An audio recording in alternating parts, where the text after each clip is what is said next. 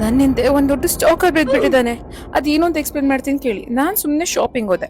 Shopping ಮಾಡೋ ಟೈಮಲ್ಲಿ ಒಂದ್ ಕ್ಯೂಟ್ ಆಗಿರೋ ಹಾಟ್ ವೀಲ್ಸ್ ಸೆಕ್ಷನ್ ಸಿಕ್ತು. ಅದ್ರಲ್ಲಿ ಒಂದ್ ಕ್ಯೂಟ್ ಆಗಿರೋ ಹಾಟ್ ವೀಲ್ಸ್ ಇತ್ತು.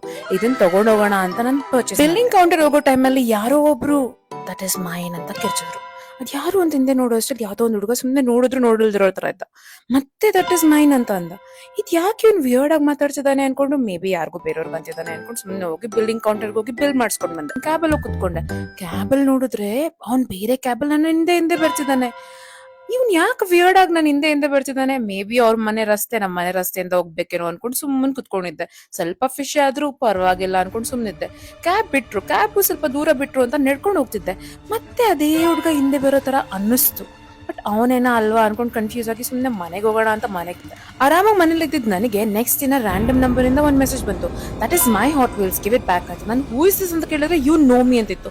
ನನಗಿದ್ ಯಾರು ಗೊತ್ತಿರುತ್ತೆ. ನನಗೆ ರ್ಯಾಂಡಮ್ ಆಗಿ ಫುಲ್ ವಿಯರ್ಡ್ ಅನ್ಸ್ತು. ಯು ವಿಲ್ ಫೇಸ್ ಕಾನ್ಸಿಕ್ವೆನ್ಸಸ್ ಅಂತ ಬರೆದಾಗ ಯಾರೋ ಟ್ರಾಲ್ ಮಾಡ್ತಿರ್ಬೇಕು ಅಂತ ನನಗೆ ಅನ್ಸ್ತು. ಸೊ ಇಗ್ನೋರ್ ಮಾಡ್ದೆ. ಬಟ್ ಪದೇ ರ್ಯಾಂಡಮ್ ನಂಬರ್ಸ್ ಇಂದ ಕಾಲ್ಸ್ ಬರ್ತಿತ್ತು.